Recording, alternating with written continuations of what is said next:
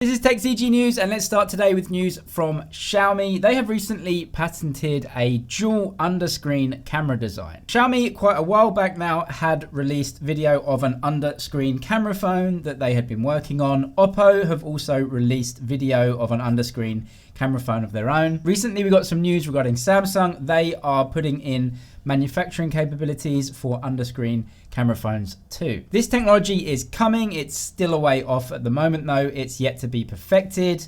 We might have to wait till mid or late 2020 to start seeing devices with underscreen cameras. So let's talk about the Xiaomi Mi Mix 4 because I know a lot of you guys are asking about this. Are Xiaomi making a Mix 4 this year? This topic is also very hot in China with a lot of Xiaomi fans here in mainland China asking Ladron himself, when is the Mi Mix 4 coming? People have been speculating that there's a device in the works with a 90 Hz curved display. Again, don't know if it's the Mix 4 or the Note 10 or maybe something for the future. When asked directly on his social media here in China, he responded using this cat emoji. Maybe he knows something that other people don't right now. It may not be the Mix 4, it could be a Note 10 or another device that's coming in the near future. Recently, we found out about the Samsung ultrasonic fingerprint sensor flaw that can be duped if you have a certain type of third-party jelly case on there. The two mobile payment providers in mainland China, WeChat and Alipay,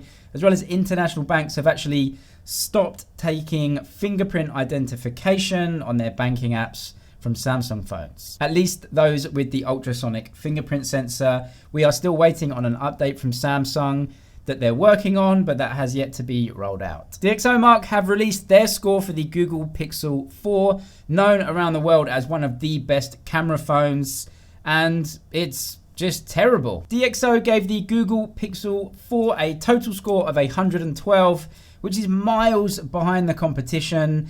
The Huawei Mate 30 Pro and the Galaxy S10 Plus 5G are literally miles ahead of the Google Pixel 4. Even the Honor 20 Pro, which is a mid-range type phone, a very strange score considering most people agree the pictures out of Google Pixel phones are some of the best, and what we've seen so far are the pictures out of the Google Pixel 4 are incredible too. DXO mentioned that the score was lower because the Google Pixel 4 does not have an ultra-wide camera or a depth sensor, and the competition does. It also gets a relatively low score for the video portion of the test because it doesn't give you some of the features that other phones do. However, just because another phone has the functionality doesn't mean that that functionality actually provides much value or is any good. So be quite skeptical of the overall score. Definitely go and look for yourself. I'll leave a link to the DXO review and you can see their review for yourself. 2020 is a huge year for Apple.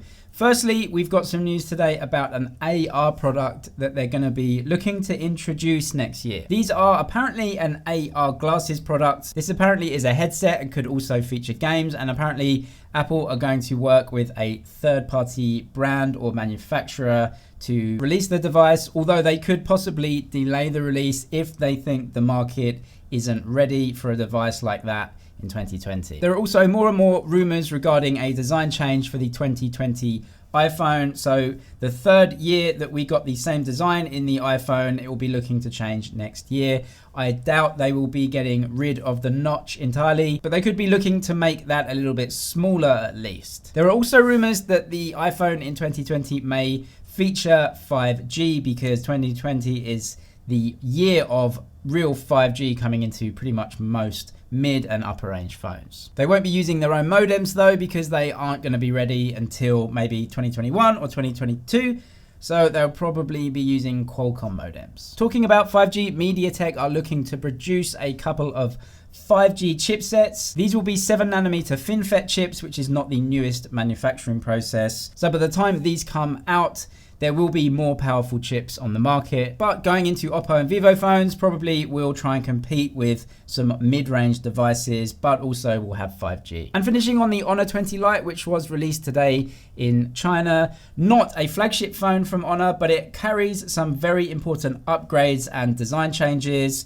that will let us know what Honor are going to be doing going forward. The phone itself is very mid-range, a 4000 mAh battery with 20 watt fast charging. It keeps the 48 megapixel sensor with an ultra wide and a depth sensor on the back. It also carries a Kirin 710F processor, which is the old version of their mid-range chip that has already been succeeded by the Kirin 810 processor, but that's not important. What is important is the design changes for this phone. The first one is that the screen is now 20:9. That is a change to a taller aspect ratio. We've also seen the taller aspect ratio in Oppo, Vivo, Realme and OnePlus phones. They also introduced a new era of fingerprint sensors that go under the screen. These will unlock the phone faster. They've been upgraded in every way. And also this phone has an OLED screen, which is a first for Honor, who have always used LCD screens, so look for OLED screens in more Honor products going forward, and especially their flagship phones. Released alongside that with the Honor X Sport Pro wireless earbuds, and also an updated Honor Band 5 called the Honor Band 5i, which has a USB connector built into the watch. Before, there was a connector on the back of the device.